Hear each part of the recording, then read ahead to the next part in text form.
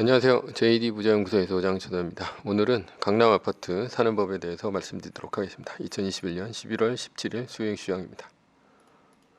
후원은 유튜브 멤버십으로 부탁드립니다. 어닝 서프라이즈 종목과 최신 투자 방법 그리고 JD 부자연구소의 투자 현황 등을 알 수 있습니다. 관심 있으신 분들은 동영상 아래 제가 링크를 걸어놨으니 링크를 참조하시기 바랍니다. 부의 체인저 1,2권이 나왔습니다. 그래서 지금 현재는 예약 판매 중이고요. 그것도 동영상 아래 참조를 해놨으니 동영상 아래 링크를 따라가시면 뭐 교보문고라든가 뭐 이런 쪽에서 이제 사실 수가 있습니다.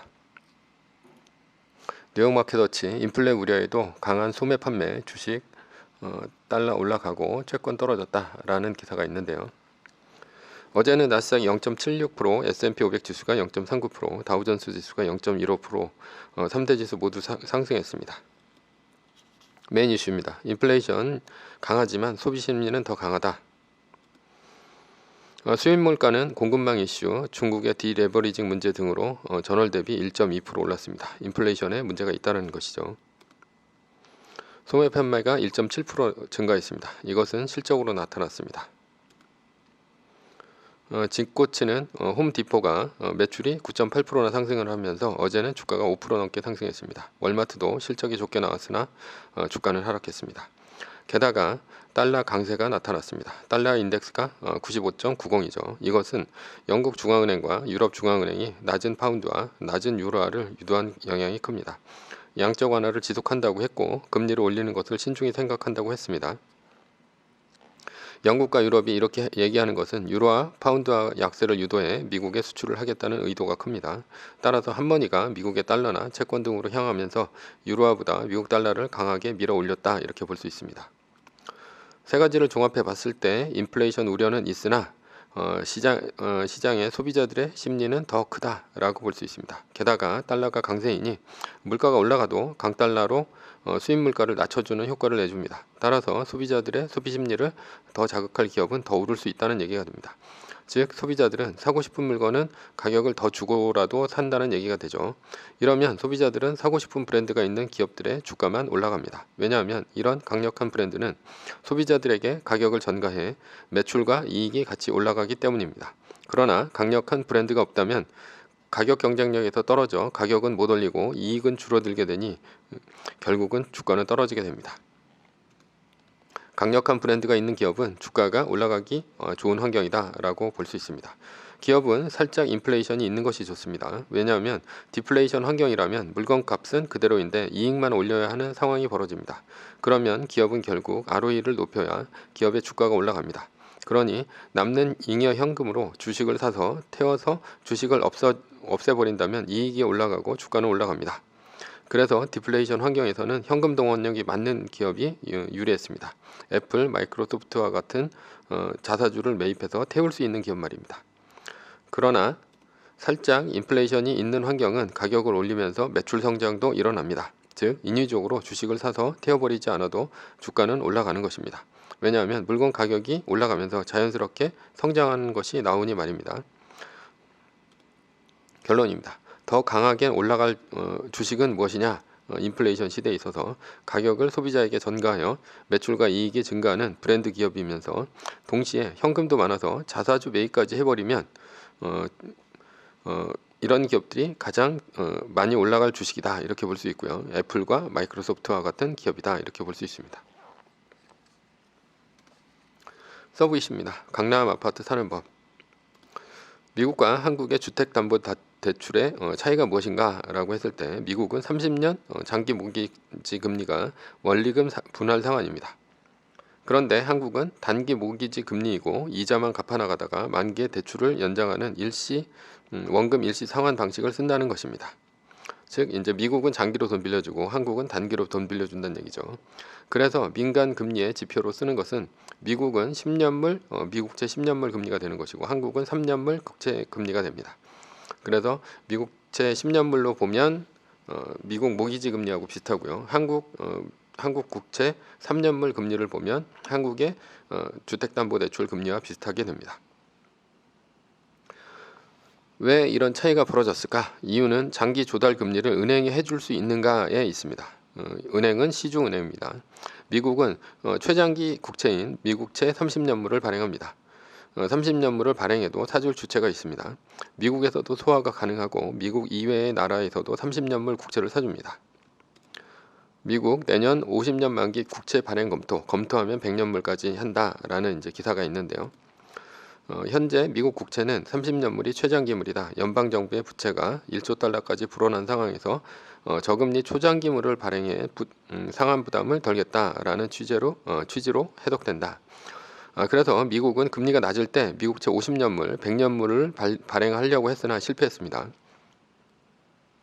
이유는 30년까지는 미국이 금리를 줄 것 같은데 그 후에는 망할지도 모르겠다라는 것이죠. 그러니 한국은 미국과 같은 장기 국채 발행은 꿈도 못 꿉니다. 따라서 각국의 시중은행이 주달할 수 있는 여건과 미국이 주달할 수 있는 여건은 천양지차다. 특히나 한국과 미국은 천양지차다 이렇게 볼 수 있습니다. 따라서 미국은 10년물을 기초로 금리가 결정이 되고요. 한국은 3년물을 기초로 금리가 결정이 됩니다. 이러니 미국은 30년물 모기지 금리에 고정금리가 가능한 것이고 한국은 5년 모기지에 변동금리 원리금 일시 상환으로 가는 것이 대부분입니다. 일부 한국에서도 고정금리에 장기 분할 상환이 있긴 하지만 아주 일반적인 경우는 아닙니다. 한국 정부도 미국 정부처럼 30년 고정금리에 분할 상환을 하고 싶어서 장기금리로 유도를 합니다. 그러나 시중은행에서는 조달을 단기밖에 할 수가 없어서 단기로 돈을 빌려서 장기로 돈을 빌려주다가 위기가 오면 1997년 IMF 위기를 맞는 것입니다.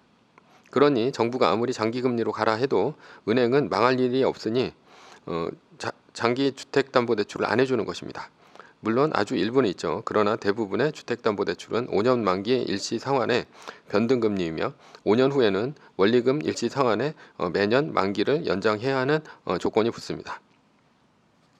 이러한 대출은 언제 약점을 드러내냐? 위기에 드러냅니다. 2008년도 금융위기와 같은 위기가 온다면 변동금리가 많은 한국은 짧은 만기가 돌아오면 대출을 재조정해야 하며 일시 상환해야 되는 경우가 생깁니다. 한국은 왜 IMF 때 망했을까요?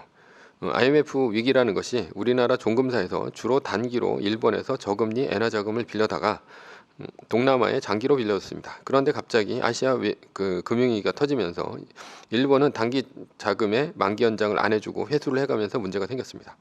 장기로 빌려준 동남아시아에서는 돈을 받을 수가 없고 일본에게는 돈을 내줘야 하니 결국은 디폴트가 난 것이죠.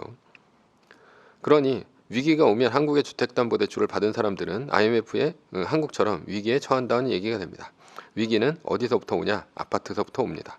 사람들은 아파트를 안전한 부동산으로 알고 있습니다. 그러나 아파트보다 빌라 상가가 더 안전합니다. 이유는 빌라 상가는 가격을 알 수 있는 방법이 없기 때문입니다. 따라서 빌라 상가는 위기가 오고 만기가 도래했을 때 기준 가격이 없기 때문에 대출 담당자가 대출을 회수할 때 소극적입니다. 그러니 보험을 들거나 카드를 만들거나 원금 일부 상환 약 500만 원 정도를 한다면 대출을 연장할 수가 있습니다. 그러나 아파트는 그렇게 할 수 없습니다. 왜냐하면 기준 가격이 정해져 있기 때문이죠. 기준 가격은 바로 KB 아파트 시세입니다. 아파트 가격이 마치 마트의 상품처럼 아주 투명하게 잘 되어 있습니다. 따라서 2008년도 금융위기 같은 위기가 왔을 때 만기가 도래한 아파트는 일시에 아파트 가격이 떨어진 만큼 수억의 돈을 갚아야 합니다. 그러니 위험한 아파트란 많이 오른 아파트가 됩니다. 예를 들면 강남 아파트와 같은 경우죠. 강남 아파트는 주로 이제 어떤 사람들이 살까요? KB은행에서 PB 고객을 대상으로 10억 원 이상 부자들에게 설문조사를 했습니다. 어떻게 부자가 되었나? 주로 사업소득으로 부자가 되었다 했습니다. 비율이 거의 70%에 육박했습니다. 즉 사업을 일으켜 부자가 되었던 것이죠. 이들이 주로 갖고 있는 것이 바로 강남 상구의 아파트입니다. 그런데 위기가 오면 사업소득을 갖고 있는 사람들은 부도가 나게 되어 있습니다. 그래서 제일 먼저 팔아야 할 것은 아파트가 됩니다. 왜냐하면 사업자 대출이 막히기 때문이죠. 게다가 싼 이자로 빌린 엔화 대출, 달러 대출의 환율 때문에 갚아야 할 원금이 천정부지로 뛰어오릅니다. 2008년도 금융위기는 1,100원이던 달러원 환율이 1,600원까지 치솟았습니다. 무려 50%나 오른 것이죠. 게다가 이럴 때는 사업도 되지 않습니다. 수출도 잘 안 되고요. 종업원 월급도 밀리고 그러니 결국 자신이 갖고 있는 황금성 좋은 아파트를 내놓을 수밖에 없습니다. 그래서 위기가 닥치면 강남 아파트서부터 매물이 쏟아지면서 떨어지게 되는 것입니다. 사업을 하는 사람들은 부도를 한 번도 안 맞은 사람들입니다. 몇 번의 부도를 맞고 재기를 한 사람도 있지만 그런 사람들은 별로 없습니다. 그러니 이런 위기가 왔을 때 사업을 하는 사람들은 판단을 잘 못합니다. 어떤 판단이냐? 내가 이 사업에 돈을 밀어 넣어서 살릴 수 있는지, 아니면 돈을 아무리 밀어 넣어도 결국은 부도를 맞을지, 이런 것에 대한 판단을 못한다는 얘기죠. 그래서 부도 몇 번 맞은 사람들은 아예 사업 초기서부터 자신 명의로 재산을 만들어 놓지 않습니다. 모두 와이프나 자녀 이름으로 돌려놓고 사업은 본인이 오로지 부채를 일으켜 하는 것입니다. 그래서 혹시 사업이 잘못되어도 혼자 망하는 것이죠. 그래서 38 세금 기동대 같은 TV 프로그램을 보면 세금을 몇백억씩 밀리고 호아파트에서 이혼한 부인과 같이 살다가 걸리는 사람이 나오지 않습니까? 이것은 부도를 몇 번이고 맞고 미리 사업을 할 때 부도를 염두에 둔 판단이다, 이렇게 볼 수 있습니다. 그러나 이것도 위험이 없는 것은 아닙니다. 와이프가 재산 가지고 도망가면 끝이기 때문입니다. 어차피 이혼도 했고요. 그러나 대부분 사업을 시작한 사람들은 본인 명의로 사업체와 부동산 등의 재산을 모두 갖고 있습니다. 그러다가 금융위기를 맞고 결국 강남 아파트를 내놓으면서 사업도 부도가 나고 경매로 아파트도 날아가는 것입니다. 그렇다면 우리는 강남 아파트를 어떻게 사야 하는가? 위기가 왔을 때 현금화 시킬 수 있는 자산에 투자해야 합니다. 한국 부동산과 한국 주식과 같이 강남 부동산과 같이 움직이는 자산은 필요가 없습니다. 그러니까 가격이 똑같이 움직인다는 것이죠. 한국 부동산은 위기가 오면 아예 거래가 안 되고, 원금 상환 때문에 위기가 오면 한국 주식은 위기가 왔을 때 더 빨리 떨어집니다. 그러니 원화 자산에 투자한다면 기회가 없다는 것이죠. 결국 한국 원화와 반대로 가는 자산에 투자를 해야 합니다. 즉 평소에는 꾸준히 오르는 미국 주식에 투자를 해야 하며, 달러와 자산에 투자를 해야 환율이 2배가 된다는 얘기입니다. 혹은 50% 정도 뛸 수 있다는 얘기죠. 그러니 위기에 기회가 온다는 얘기가 됩니다. 시나리오를 한번 짜보겠습니다. 2008년도 금융위기가 왔을 때 강남의 아파트는 30% 조정을 받았습니다. 그리고 조정은 굉장히 빨리 왔습니다. 2009년도에 30% 조정을 받고 바로 바닥을 찍고 올라가 버렸기 때문입니다. 음아파트의 닥터아파트 시세인데요. 대치동 음아파트 84평방미터 아파트는 2006년도 11월 1일서부터 11월 10일까지 기간 동안에 14억 원을 찍었습니다. 그리고 2008년도 12월 금융위기가 터지고 3개월 만이죠. 12월 11일서부터 12월 20일 사이에 음아파트는 8억 7천만 원에 거래가 되었습니다. 차액은 5억 3천만 원의 하락에 37% 하락입니다. 꼭 이렇게 된다는 것은 아니나 위기가 오면 강남 부동산은 약 30% 정도의 추락이 된다는 얘기입니다.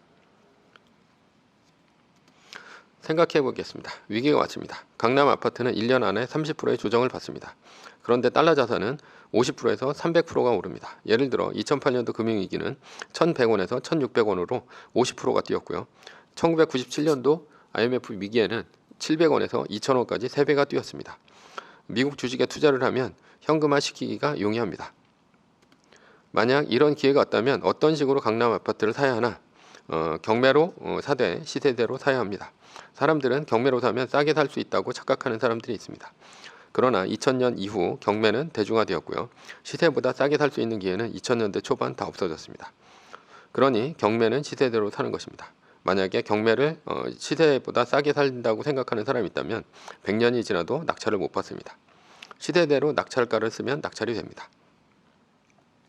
그렇다면 세입자를 못 보고 집안도 못 보고 명도도 해야 하는데 왜 경매로 사야 하는가? 대출 때문입니다. 경락잔금 대출은 90%까지 나옵니다. 그러니 경락잔금 대출로 90%를 땡기고 월세 보증금을 많이 높여서 월세를 놓는 것입니다. 그리고 월세로 이자를 까나가면 됩니다. 위기가 왔을 때 현재와 비교하면 안 됩니다. 현재는 부동산 초호황기라 대출을 옥죄고 팔 때 세금도 60%에서 70%를 때리지만, 그때가 되면 대출도 다 풀릴 것이고 세금도 오히려 양도세를 면제해주는 조치를 취합니다. 1997년 IMF 이후 2000년대 초반이 그랬고요. 2008년도 금융위기 이후 2012년까지 그랬습니다. 부동산에서 시세대로 사는 것은 반대다라는 것입니다. 사면 안 된다라는 것이죠.